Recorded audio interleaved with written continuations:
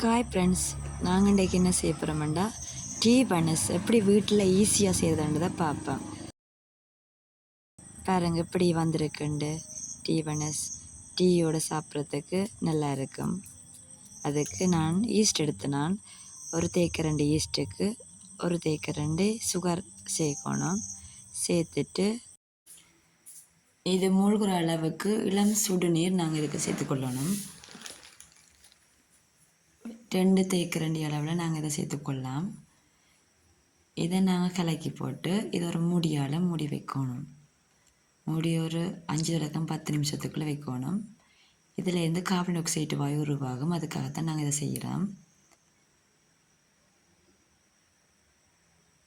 மூடி வச்சுட்டு வணு செய்கிறதுக்கு தேவையான மாவை நாங்கள் ரெடி பண்ணுவோம். 2 சுண்டு மாவு எடுக்கிறேன், அதாவது 2 கப் மாவு எடுத்துக்கொள்கிறேன்.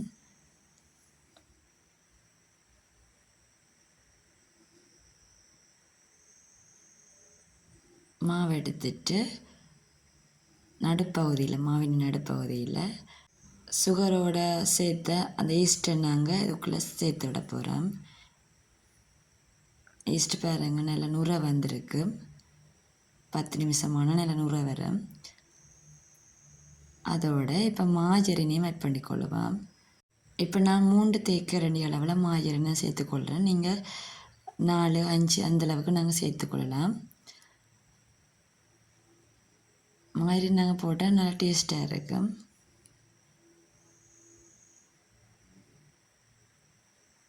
இப்போ நாங்கள் சுகரையும் ஆட் பண்ணிக்கொள்ளுவோம். 3 தேக்கரண்டி சுகர் நான் இதுக்குள்ளே சேர்த்துக்கொள்கிறேன்.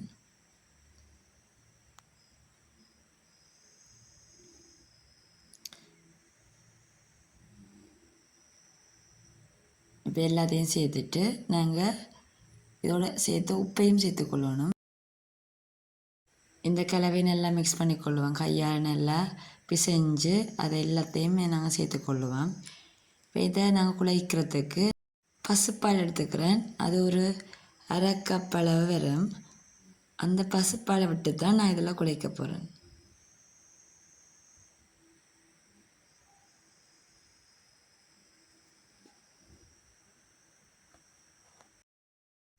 இந்த வனிஸ் நாங்கள் செய்கிறதுக்கு மாவை நல்லா அடித்து குழைச்சா தான் அந்த வனிஸ் நல்லா சாஃப்டாக வரும்.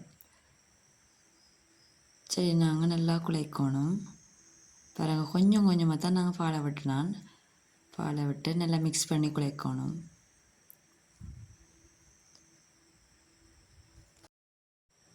இதுக்கு நான் ஒரு தேக்கரண்டி தேங்காய் எண்ணெயும் விட்டு குழைக்கிறேன். மாவை நல்லா பிசைஞ்சு குழைக்கணும். எவ்வளவுக்கு நாங்கள் பிசைஞ்சு அடித்து குழைக்கிறோமோ அவ்வளோத்துக்கு பனஸ் டேஸ்ட்டாக இருக்குது. பாருங்க இப்படி நல்லா அடித்து குழைக்கணும்.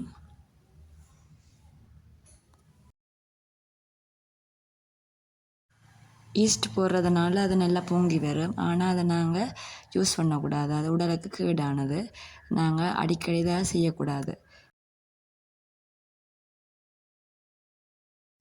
மாவை குழைச்சிட்டு அந்த கலவையை நாங்கள் இன்னொரு பாத்திரத்துக்குள்ளே மாற்றி வைக்கிறோம். அது கொஞ்சம் உயரமானதாக இருக்கணும். மாவை பாத்திரத்துக்குள்ளே வச்சுட்டு ஒரு பொலித்தீன் கவரால் அதை கவர் பண்ணிவிட்டு மூடியால் மூடி விடணும். மூடி விட்டுட்டு 2 மணி நேரம் அளவில் இதை புளிக்க வைக்கிறேன். அப்போ அந்த பொங்கி வரும். பாருங்க இப்போ நான் வச்ச மாவை எடுக்கிறேன். 2 மணி நேரத்துக்கு பிறகு பொலித்தீன் கவர் எடுத்து பார்க்குறேன். பாருங்க இப்படி பொங்கி இருக்குதுன்னு சொல்லி. ஈஸ்ட் கொஞ்சம் நாங்கள் அதிகமாக சேர்த்தா இன்னும் பொங்கும். ஆனால் எங்களை விட கூடாதானே, அதனால் நான் அதிகம் சேர்க்கல. இப்போ நான் பொங்கின மாவை திருப்பி குழைக்கணும். கொஞ்சம் எண்ணெயை நாங்கள் இதுக்குள்ளே விடணும். எண்ணெயை விட்டால் தான் நாங்கள் ஒட்டாமல் எடுக்கலாம்.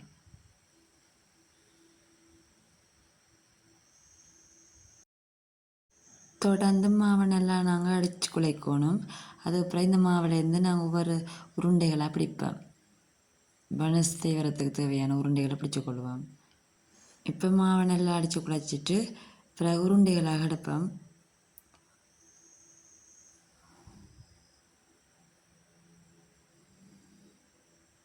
இந்தளவு உருண்டை ஓகே. இப்போ எல்லா மாவையும் நாங்கள் உருண்டைகளை எடுத்துக்கொள்வோம்.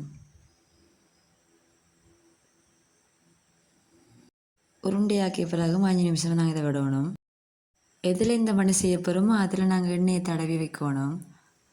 இப்போ நான் ஓவன் இல்லை, அடுப்பில் வச்சு தான் நான் இந்த பனிசு செய்ய போகிறேன். எப்படி செய்யலாம்ன்றதை பார்ப்போம். மாவுக்கு மேலே சீனிப்பாக நாங்கள் பூசி விடணும். அதுக்காக சீனிப்பாக காய்ச்சுவோம். நான் அதுக்கு 1.5 தேக்கரண்டி சுகர் எடுக்கிறேன்.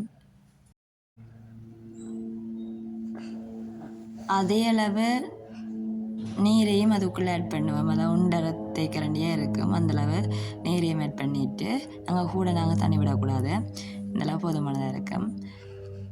இதே நாங்கள் கொதிக்கும் வரை நாங்கள் இதை காய்ச்சணும். கொஞ்சம் திக்னஸ் வந்தால் சரி.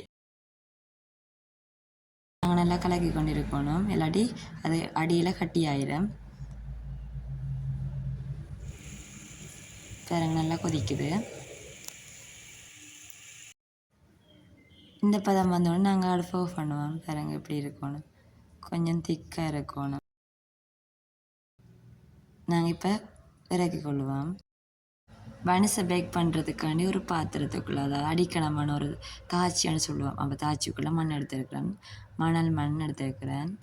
இங்கே இந்த மண் தான் கிடைக்கும், அதான் எடுத்துருக்கிறேன். அப்போ அதை நல்லா சூடாக்கும். நல்லா சூடானது இப்போ எடுத்து வச்சுருந்த அந்த உருண்டை இருக்குது தானே, உருண்டையை பேக்கிங் ரேக்கு மாற்றிட்டு ரேக்குள்ளே வைக்க கொஞ்சம் இடைவெளி விடணும். இடைவெளி விடாட்டி அது பொங்கி வரைக்க அது ஒன்றோட ஒட்டிடும். அதுக்காண்டி இடைவெளி விடணும். மணல் சூடானதும் பேக்கிங் ரேயை மணலுக்குள்ளே வைக்கணும். வச்சுட்டு ஒரு மூடியால் மூடி விடணும்.